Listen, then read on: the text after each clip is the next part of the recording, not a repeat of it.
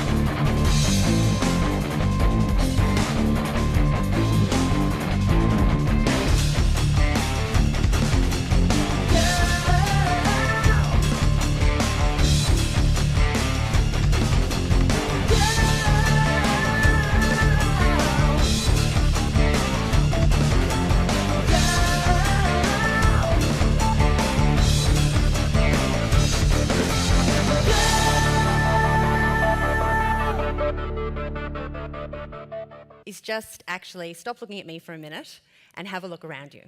So look at your neighbours, smile at them, we're Ted, it's cool.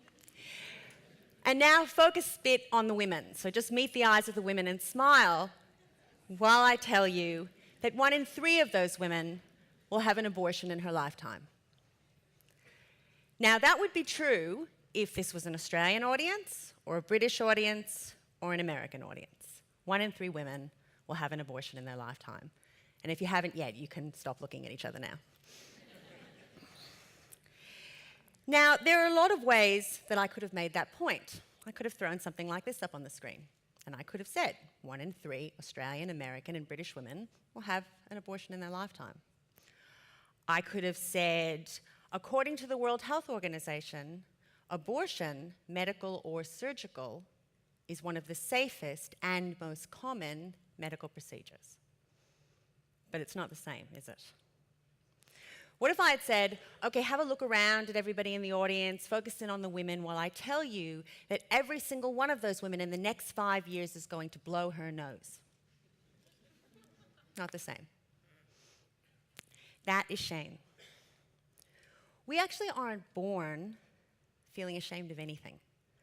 We're not ashamed of our nakedness, we're not ashamed of our bodily functions or our sexual desires or reproduction or abortion. We learn from our communities what is shameful, and it is the real or perceived oversight of those communities that make us feel shame. Now, shame is about fear, but what are we afraid of? This is Brené Brown. She gave a fantastic TED talk, which I really commend to you, about shame. And when I saw it, I went scurrying off to find her academic work. And what I discovered was that according to Brown, what shame is is the acutely anxiety-inducing experience that we are flawed and that others are going to find out. That we are flawed in comparison to other people, and other people are going to find that out. And when they do, they're going to demean us, or ridicule us, or judge us, and cast us out. So I've used that word cast out for a reason. And the reason is that I'm trying to underscore the fact that the consequences that people fear, the fear that shame that evokes in people, the consequences they fear of being shamed are very, very real. They're very, very significant. So in ancient times, if a woman brought shame on her name or her family or her community, she could literally be thrown out of that community, cast out. She could be stoned. In some places in the world today, that is still the case. In our world, a woman might be afraid if people find out that she's had an abortion, that her church community will evict her. Or she might be worried that her family or her boyfriend or her husband might throw her out of the house, or that her friends will start a whisper campaign about her. But the thing is that those fears all cut to something very, very essential about us, very, very primal. And indeed, that is why shame is such an ancient form of social control, because it actually goes to something that may be hardwired in us, which is this desire to stay in connection with other human beings. Shame evokes the fear of disconnection.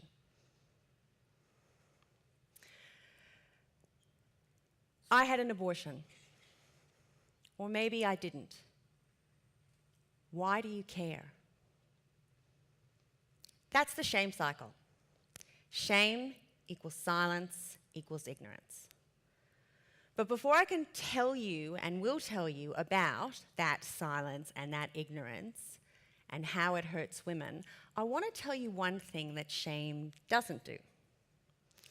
Shame does not stop women having abortions. Now, the data on this is not great, and I'm a researcher, so I care about this kind of stuff. And it's not great because it's difficult data to get and because abortion is stigmatized, and so the research funding isn't there. But from what we can tell, shame does not stop many, if any, women from having abortions. But that doesn't mean it doesn't hurt women. It does, and it hurts them by silencing them and by causing ignorance. So let's talk about that. Silent women can't ask for support. 2/3 of women fear that if others find out about their abortion, they will look down on them. And so, nearly that number, 58 to 60%, don't tell their friends and their family about their abortion and talk about their abortion little or not at all. Silent women can't share information. So if I reach out to someone and say, oh my God, I'm pregnant when I don't want to be, I don't know what to do, and someone says to me, oh, you know, that's terrible, like that happened to me too, and here's how I felt, and here's how it went, and I went to this clinic and it was terrific, or I went to that one and it wasn't so good, but whatever you do, if you go to this one, be really careful, because across the street, there's a building that's dolled up to look like the abortion clinic, but it's actually not an abortion clinic at all. It's run by a pro-life agency. And by the time you even work out where you are, they will have told you a whole bunch of false information about abortion. They may have told you you're going to hell. And by the time you stumble out of there, you'll have missed your appointment. Silent women don't ask for the laws they need and deserve. And indeed, this was actually how I came into the shame issue, because I am an abortion rights activist. And in order to change the laws, to try to get things out of the law that hurt women, to try to put things into the law that protect women, I actually need to raise awareness amongst decision makers and amongst the public that there is a problem. So if you think about any news item that you've ever seen or a newspaper article about some broad social issue, you'll see that it starts with a story. It starts with a story of a particular person. And that's so that it doesn't seem so abstract and you can actually see that this broad social issue that's being spoken about is actually hurting someone. And that's why it is we need to make the effort to change things. But if I can't get women to tell their stories, I can't get things in the media. Or if I do get them in the media, I get them buried at the back of the news bulletin or the back of the paper where they have less influence. I couldn't even get women to come to Canberra and talk to politicians. And that means it's really hard for me to make some of the changes that I want to make. So you've got to ask yourself, if shame is so bad for women, then why is it still happening and who is doing it? Well, the answer to who's doing it is the shame stokers.